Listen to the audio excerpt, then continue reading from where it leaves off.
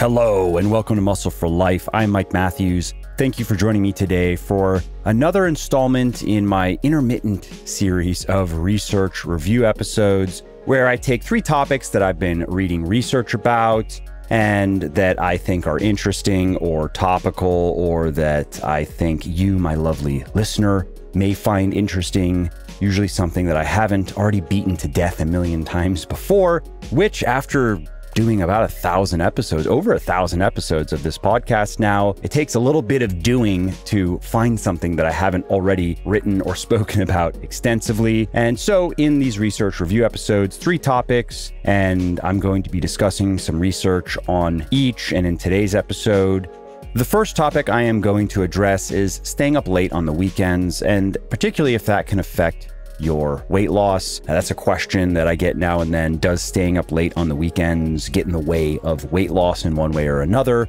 Then I'm going to talk about fish oil and muscle growth and strength gain. Can taking fish oil help you gain muscle and strength faster? And finally, I'm going to talk about palm cooling. Can you boost your performance in the gym by cooling your palms?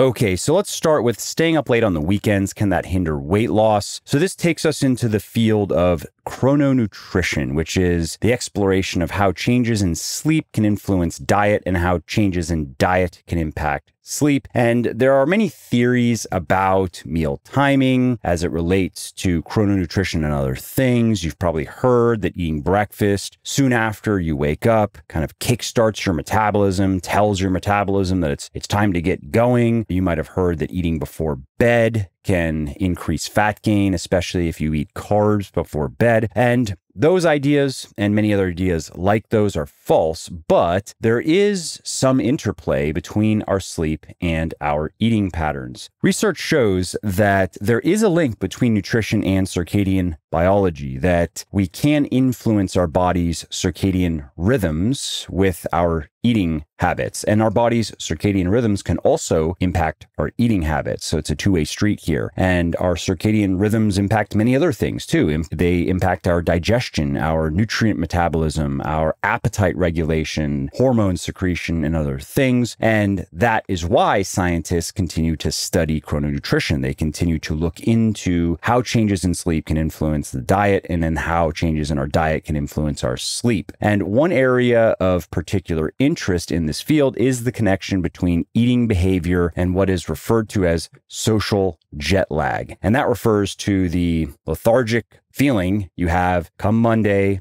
after the weekend, when social events upset your usual sleep and wake times. And this is of particular interest to scientists because studies show that social jet lag can significantly affect your eating habits and your metabolic health. So for example, in a 2022 review conducted by scientists at Yuliu Heishigani University of Medicine and Pharmacy, researchers found that people who don't have a consistent bedtime, whether because of social jet lag or just day-to-day inconsistency, when compared to people who go to bed at the same time every night, or more or less the same time, the ones who have an inconsistent schedule tend to eat a less healthy diet. So they eat fewer fruits, fewer vegetables, fewer whole grains, fewer legumes, more sugar, more soda. And unlike people with a regular bedtime, those with social jet lag also usually experience more hunger and more cravings for calorie-dense foods, even after they've eaten. The researchers also found that in studies of obese people, those with social jet lag typically ate more calories, carbs, and fat than people without social jet lag. Now, we have to keep in mind that this was observational research, so it can't be used to establish causation. It can't be used to say that social jet lag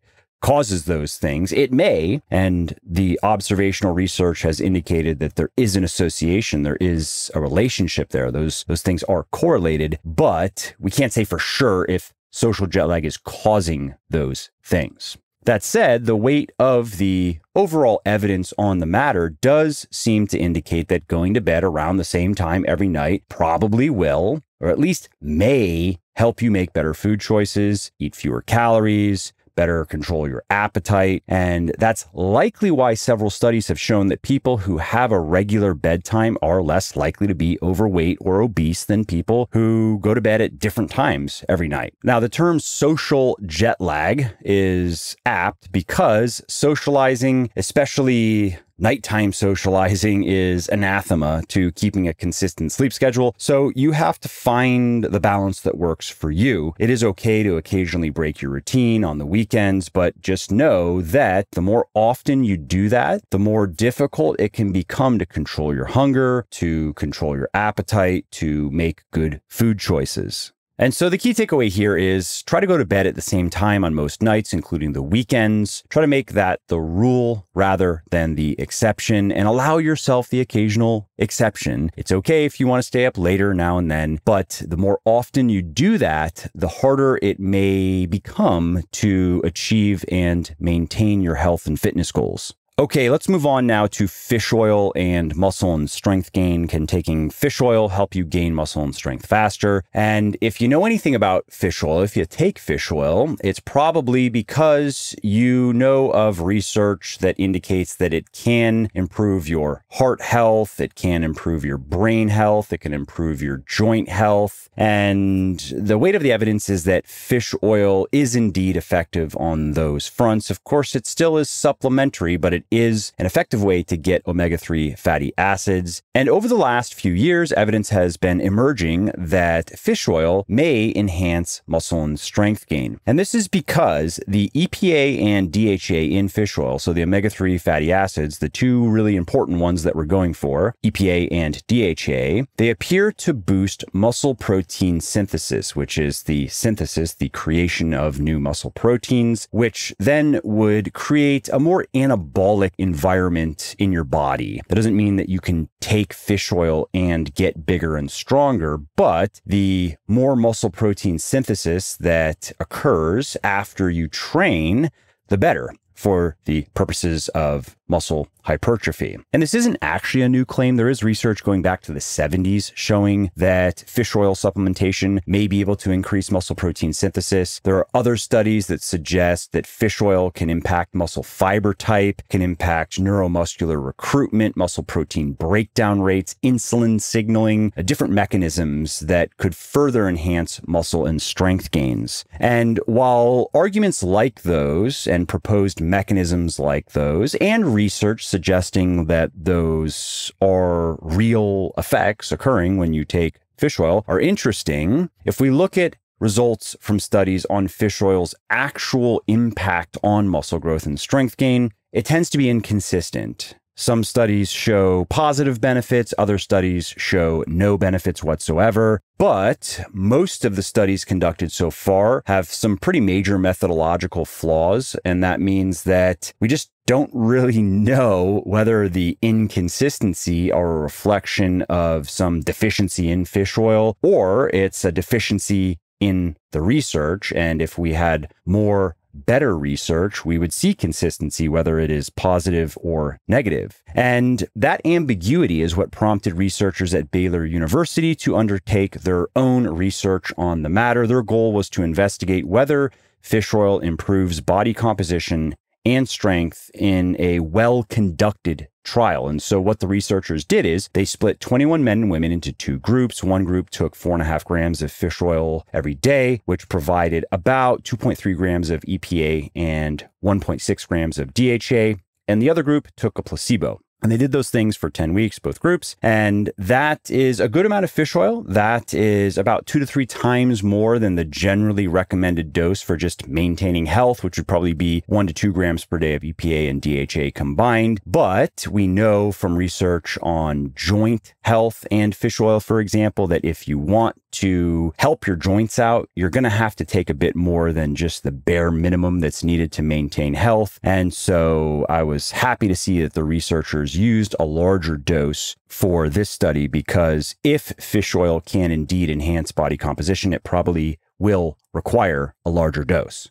And so anyway, the participants in this study, they didn't just take fish oil. They also did strength training. They did 3 full body workouts, basically 3 to 4 sets of a number of exercises ranging from a squat or a leg press or a leg extension or a leg curl to a bench press, shoulder press, seated cable row, lat pull down. And the results of the study showed that the fish oil group experienced larger increases in their bench press 1 rep max. So the fish oil group gained about 24 pounds on their bench press on average versus about 14 pounds in the placebo group on average. And squat 1RMs were a bit better. The increases in the fish oil group, about 53 pounds on average versus about 41 pounds on average in the placebo group. And the fish oil group also tended to lose slightly more fat and gain a little bit more lean body mass, which is a proxy for muscle, but it doesn't necessarily mean lean contractile muscle tissue. It can also be intramuscular fluid, for example, that would register as lean mass. But the body composition changes in this study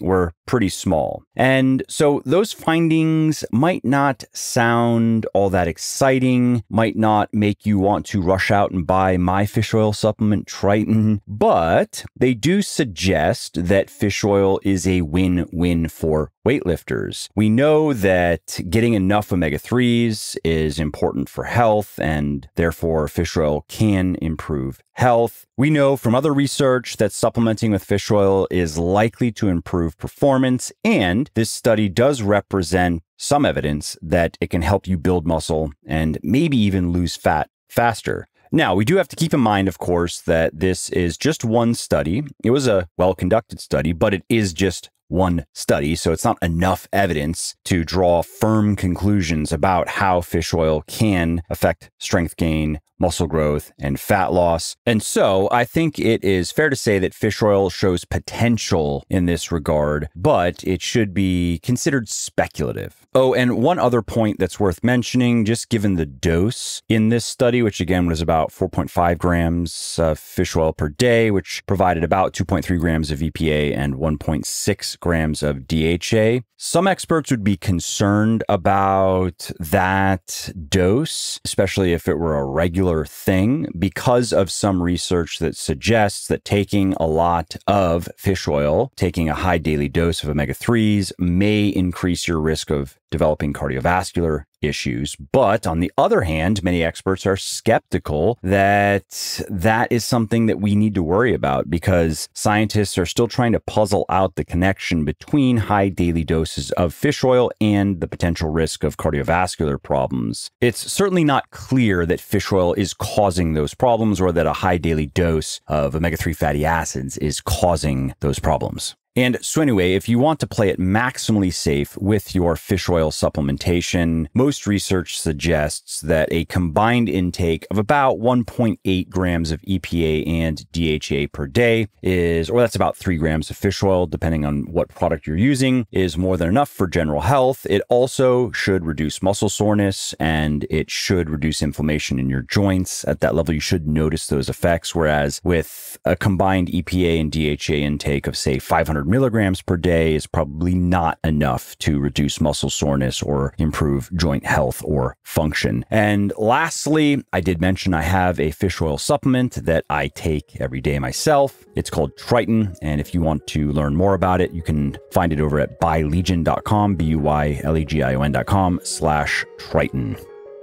How many calories should you eat to reach your fitness goals faster? What about your macros? What types of food should you eat, and how many meals should you eat every day?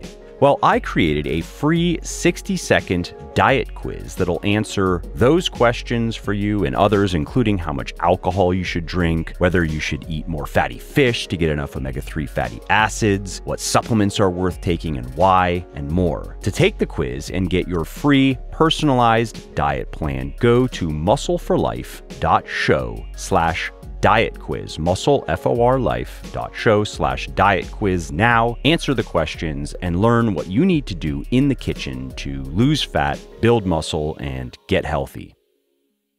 Okay, the last topic I want to discuss in today's episode is a biohacking technique du jour, and that is palm cooling. hot topic these days because, according to several sports teams like the San Francisco 49ers, the Oakland Raiders, the Manchester United FC soccer team, as well as well-known people in the evidence-based fitness community like Dr. Andrew Huberman, cooling your palms or the soles of your feet while you rest in between sets of weightlifting is going to boost your performance. Now, how the hell is that supposed to work? Well, the purported mechanism is it lowers the temperature of your blood and it blocks pain signals to your brain, and those things allow you to do more reps in the subsequent sets than you otherwise could. And if that were true, that would be significant because the more reps you do, the more muscle you stand to gain, and the better you will perform basically any athletic endeavor, at least over time. Not everyone is sold on this, though. According to some scientists, much of the evidence supporting palm cooling fails the good old smell test. For example, in two influential studies that were conducted at the University of New Mexico, neither the authors nor the participants were blind to the study's protocols, which makes it likely that bias colored the results somehow in some way. When the researchers know who is getting the treatment and who is getting the control, and when the participants know if they are getting the treatment or they are getting the control, that can lead to biased results. Additionally, the researchers in these studies used imprecise methods to collect muscle activation data, so that makes their interpretation of the figures questionable.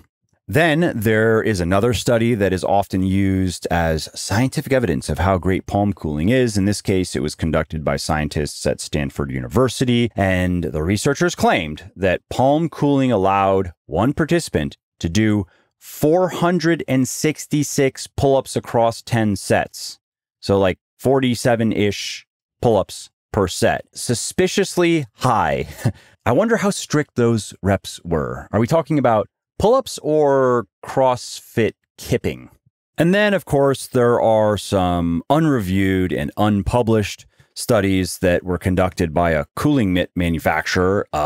Conflict of interest, anyone? And in these cases, athletes allegedly increased their dip performance by 200%, their bench press performance by 31%, pull-up performance by 516% after just 2 to 6 weeks of palm cooling between sets. Will that be cash or credit? Now, before you rush off and buy some cooling mitts, let's talk about research on the other side of the coin. Let's talk about research that has failed to show benefits. So there's a study that was conducted by scientists at Galgocious University. In this case, squatters who chilled their feet in between sets did the same number of reps across 3 sets as those who simply rested. And then there was a study published in the International Journal of Exercise Science, and in this case, weightlifters did the same number of biceps curls, whether they cooled their palms, neck, biceps, or face between sets or not. And there was another trial that was spurred by all of this confusion, and this was conducted by scientists at Ulster University. And what these researchers wanted to do was mimic previous research on palm cooling using more rigorous methods. That way, they'd be able to discern whether flawed methodologies and poor data handling had over-egged the results,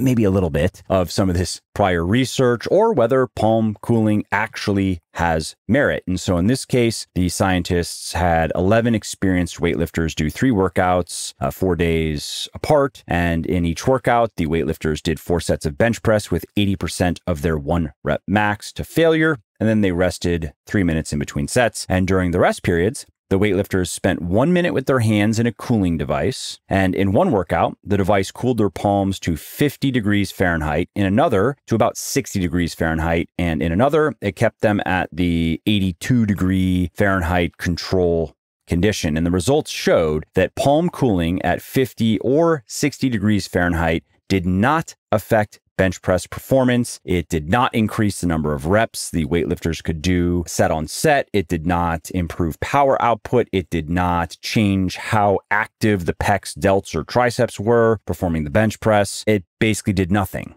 And so, while this one study does not put all the nails in the coffin of palm cooling, it does deliver a blow to its credibility. It is a reason to not waste your money or your time with mitt cooling devices or anything else that cools your hands or cools your feet in between sets. Now, if you just want to do it yourself, maybe because you saw one of the Stanford University researchers claim that palm cooling is equal to or substantially better than steroids. And that's me quoting, equal to or substantially better than steroids. Okay. And if that's encouraging to you and you think, well, shit, if it's 10% as effective as steroids, I want to see for myself, then go for it. It's not going to harm you. It's not going to decrease performance. There's no evidence of that, but it is not a slam dunk like creatine is. Yeah, some people don't respond to creatine, but most people do. And most people experience significant performance benefits by just taking 3 to 5 grams of creatine monohydrate every day. And so if you're not doing that yet, just start there. Spend the money that you might spend on a cooling mitt or some other type of device and just buy some creatine monohydrate.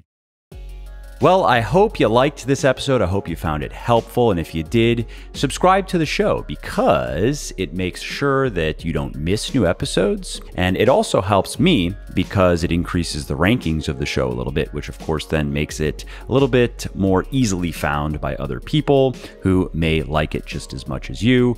And if you didn't like something about this episode or about the show in general, or if you have ideas or suggestions or just feedback to share, shoot me an email, mike@muscleforlife.com, muscleforlife.com, and let me know what I could do better or just what your thoughts are about maybe what you'd like to see me do in the future. I read everything myself. I'm always looking for new ideas and constructive feedback. So thanks again for listening to this episode, and I hope to hear from you soon.